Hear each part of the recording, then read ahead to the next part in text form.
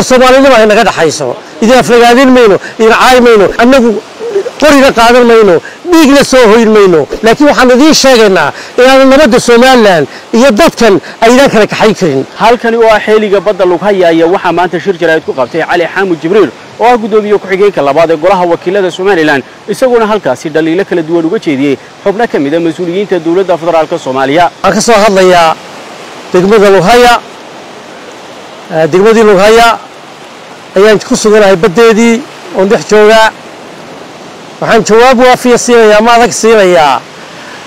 dawladda federaalka xamar ee ka hadashay ee tiri waxaan u soo gurmanaynaa ama ay xashada laga haysaa dadka awdal dad islaamaynu nahay dad Soomaaliyeed baynu nahay abaartu meel kasta way ka dhacdaa qiyam iyo waxay leedahay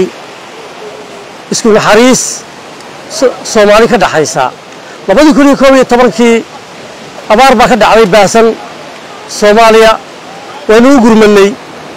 haddaan nahay shacabka reer Soomaaliland iyo dawladda Soomaaliland ba waanu gurmanay halkan waxba ka dhacay Soomaaliya waa ka dhacday duufaantii sagar loo oran jiray waanu soo gurmaday 2019kii waanu soo gurmaday si xishmad iyo karaama ku jirtay milga iyo sharaf ay u keeneen lacag laakiin tan maantii way ka duwan tahay milgihii iyo nidaamkii la isku caawin jiray Soomaalinimo waatu siyaasadaysan waatu loola jeedo in Soomaaliland shacabkeeda lagu kala furfuro waatu nimaan ku fureen iyo ku radin dawladda Xasan Sheekh Maxamuud qori dablay sidataa oo meel kasta galisay waxaanu leenahay dad Soomaaliyeed baa isku noo islaama haddii wax la iscaawiyo dhibtayda ku dhacdo waan ka caawinaa annana waan ka caawin jiray laakiin tan maantii ay leedihiin ururka afooyinkaan ula tagnay awdal baanu caawinaynaa adeer waanu niminay annaga caawinayna 5 kilo qoys raashinkood baanu sidnaa degmooyinka Sayrac iyo Lughaya iyo Baki baanu kala dirnay boorama duleedkeeda ilaa alaalintii ay saameysay wafti xoog weyn baan hogaaminaya oo ku jiraan 3 wasiir rasaabkii iyo hay'adaha caalamiga ay ka howlgalayay jamhuuriyadda Soomaaliland waxaanu leeyahay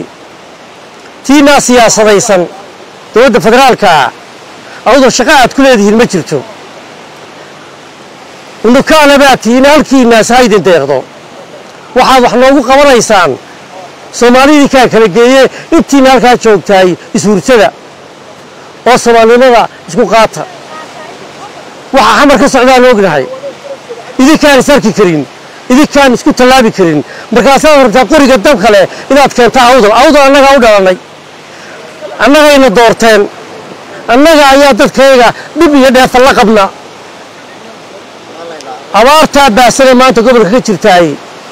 waxaan shacbiga Soomaaliland u sheegayaa inaanu iska kaashano oo aynu wax allaaliyo wixii aynu ku caawin karno deegaanka xeebta hoose Lughaya Sayrac ilaa Berbera galbeedkeeda horta wada Ilaahay baan u baryaynaa inuu Ilaahay abaarta baasan laga dulqaado marka xigana shacabkayga leenahay isku tashano oo aanu abaartaasi amba uga diraya halkaasi aanu leenahay inaynu iskaashano xukuumadda uu gudoomiyaha ka yahay mudane Cabdiraxmaan Maxamed Cabdullaahi iyo ku xigeenkiisa Maxamed Cali Cabdi iyagana soo diray assessment bay noo soo direen 5 kilo qoys raashinkoodna waanu qaybino waanu kala dirnay way socdaan oo xagga Sayrac waanu sii kacayaa waanu inaan isku tashano inaanu umadeena wax u qabano inaanu ree awdal waanu uga jawaabaynaa iyo sanalba iyo saaxilba waanu uga jawaabaynaa abaarta baasan oo waxaan halka ugu suganahay ma nasarayno ma jiibsanayno intii horeysaynu keeno laakiin waa ilaa iyo intaanu ka badbaadino dadkayga iyo xoolahayaga sidaas aanu dhex joogaynaa oo aanu uga shaqaynaynaa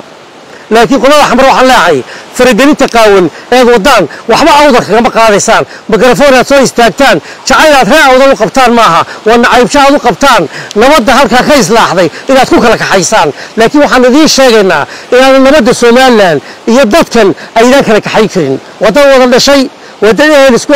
wada dalkooga iyo dadkoogaba saa isku haysiyo diintooda ilaashadaya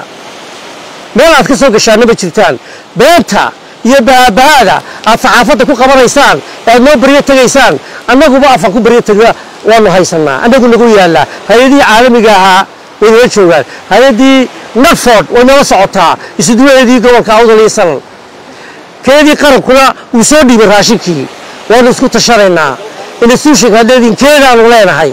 waanu isku tashanaynaa war Soomaalida ay naga dhaxayso idin aflagaadin mayno idin caay mayno laakiin beenta iyo laxawsiga beenka ah ee uu wasiiro hore dowladda federaalka ka tirsanaayn hubka qaata dhiig islaam soo hooya annagu qoriga qaadan mayno dhiigna soo hooyin mayno waxaanu rabnaa afkaygaan ku dhacsanaynaa ummaddeedana abaartaa inuu ilaahay baanu baryayna naga dulqaado laakiin boos idin kama bannaanaan leeyahay dowladda xamaray idinku tiina iyo wixiina isku tashada waxaad qabsataan ilaahay idin barakeeyo laakiin halkan waxba idinma yaalaan annagaa matala annagaa joogna waxaan leeyahay meel aad ka soo gashaan ma jirtee adiga aflagaadeeda joojiya iyo nacaybka iyo naxliga aad Soomaali ku kala kaxaynaysaan annagu Soomaali ma kala kaxaynayno waanu tashanay ayahayna ka tashanay xaq baan u leenahay laakiin naxli Soomaaliyeed kama shaqeyno kuwa naxliga Soomaaliyeed ka shaqeynaya ee shaabad Soomaaliyeed baa sideenaa leeyahay ilaahay jidka fiican idinku caay maayo idina habaari maayo ilaahay jidka fiican haydu ku hadeeyo bogina burcada isku mariyo annagu aysan kale